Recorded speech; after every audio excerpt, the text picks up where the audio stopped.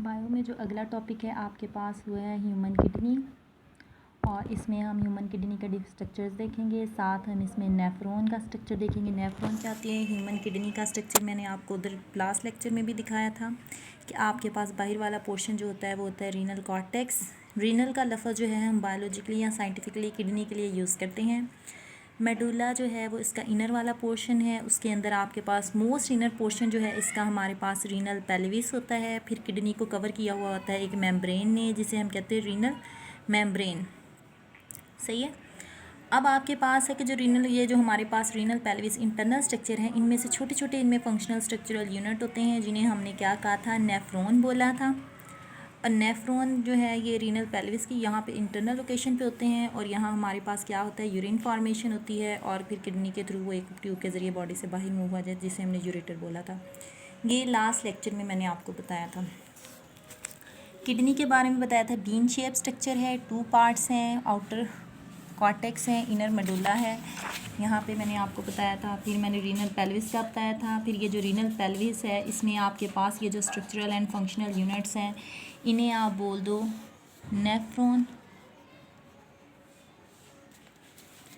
और ये लोकेटेड होते हैं रीनल पेल्विस के अंदर। और नेफ्रॉन ये वो स्ट्रक्चर होते हैं जो बॉडी के अंदर, जो किडनी में यूरिन को बना रहे होते हैं।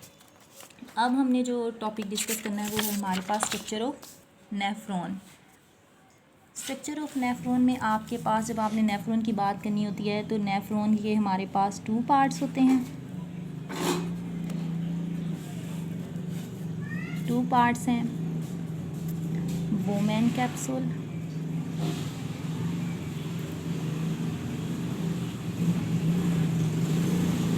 ग्लोमेरुलस।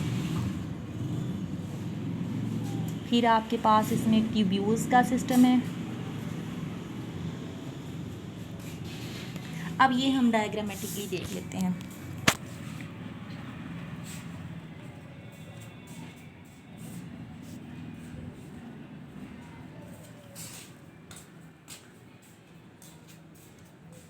जो नेफ्रॉन का ये वाला स्ट्रक्चर है आपके पास, ये बोमेन कैप्सूल है, ये बॉल लाइक होता है, जैसे गेंद है ना आपके पास, उसी तरह का स्ट्रक्चर होता है। और इसके ऊपर आप लगा लें कि इसके ऊपर जो है वो कैपिलरीज का जाल बना हुआ होता है, और यहाँ से जो ट्यूब निकल रही होती हैं, यहाँ से ट्यूब्स निकलती हैं, डक्ट्स निकलती हैं। आप ऐसे कर लें।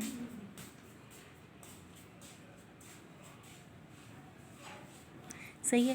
जो इसके बिल्कुल ये आपके पास जो जो बॉल लाइक स्ट्रक्चर था वो था हमारे पास बोमेन कैप्सूल। ऊपर ये जो मैंने कैपिलरी का जाल ना, जैसे आपके पास बॉल हो और आप उसे नेट के साथ ढांप दो, और वो हमारे पास क्या होगा? ग्लोमेरुलस। यहाँ से जो निकलने वाली, बिल्कुल यहाँ से लोकेशन से निकलती ट्यूब है उसे हम कहते हैं प्रॉक्सिमल ट्यूब्यूल।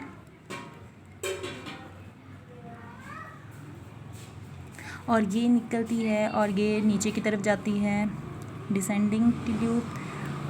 सही है। और जब ये नीचे की तरफ जाती है तो ये यू शेप में बन जाती है, जिसे आप कहते हैं लूप ऑफ हेनल।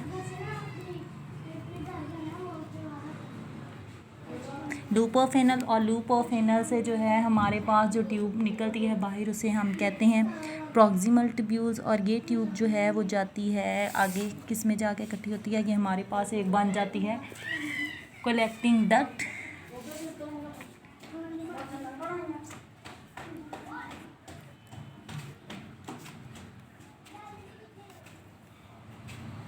इस ट्यूब को हम बोलते हैं, ये है हमारे पास कलेक्टिंग डक्ट। इस ट्यूब को आप क्या बोलेंगे?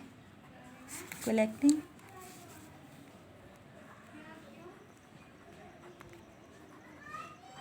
समझ आ गई आपको नेफ्रॉन के स्ट्रक्चर की कि हमारे पास बॉल लाइक स्ट्रक्चर है जिसको हमने बोमेन कैप्सूल कहा है। ऊपर कैपिलरीज का जाल बना हुआ है जिसे आपने ग्लोमेरुलस कहा है। यहाँ से निकलने वाली ट्यूब को हम कहते हैं प्रॉक्सिमल ट्यूब्यूल्स।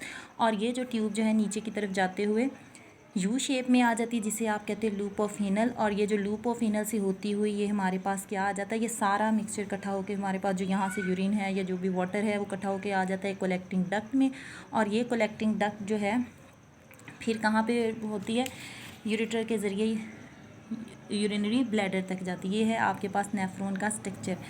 अब नेफ्रॉन का बेसिकली फंक्शन क्या होता है कि ये जो आपके पास बॉल लाइक स्ट्रक्चर है ये यहाँ पे काम करेगा फिल्ट्रेशन का। यहाँ पे ये किस चीज़ का काम करेगा? फिल्ट्रेशन का।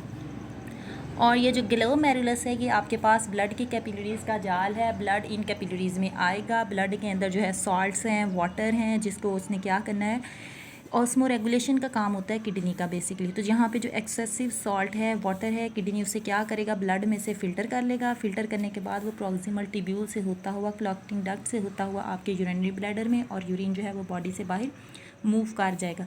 लेकिन अगर हमारी बॉडी में सॉल्ट या वाटर की ज़रूरत है तो हम उसे यहाँ से, ये हमारे पास इतना जो सिस्टम है वहाँ से हम उसे रीअब्जॉर्ब भी कर सकते हैं।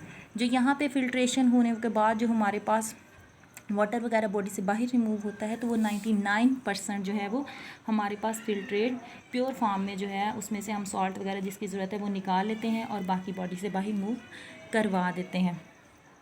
फिर आप देखें कि हमारे पास जो नेफ्रॉन्स जो हैं कॉर्टिकल रीजन में होंगी, उन्हें हम कॉर्टिकल नेफ्रॉन कहेंगे। जो मेडुला और कॉर्टिकल दोनों के जंक्शंस पे लोकेटेड होंगी उन्हें हम कहेंगे जक्स्टा मेडुलरी नेफ्रॉन्स।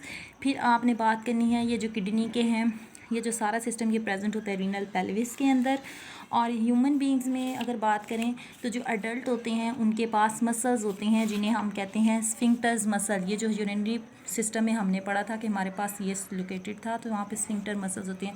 जो यहाँ अडल्ट होते हैं उनमें तो ये किडनी के लोकेशन या यूरिनरी ब्लैडर की जगह पे वो प्रेजेंट है और वो यूरिन को कंट्रोल कर सकते हैं। लेकिन इन केस ऑफ आप छोटे बच्चे कह लो या बच्चों में कह लो तो वहाँ पे ये स्फिंक्टर मसल इतने एक्टिव नहीं होते, इसलिए जो छोटे बच्चे हैं वो क्या करते हैं, यूरिन कंट्रोल नहीं कर सकते। स्फिंक्टर मसल्स का भी यहाँ पे मैंने आपको बता दिया, नेफ्रॉन के स्ट्रक्चर का भी बता दिया। फिर यहाँ पे जो हमारे पास यूरिन प्रोड्यूस हो रहा है उसके लिए हमारे पास हार्मोन्स भी इन्वॉल्व हैं उसमें, और वो हार्मोन जो है वो कॉर्टेक्स भी प्रोड्यूस कर रहे हैं, मेडुला भी प्रोड्यूस कर रहे हैं। दो तरह के आपके पास हार्मोन्स होते हैं।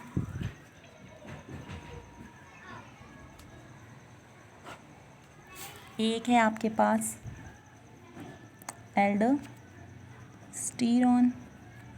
दूसरा है आपके पास ADH।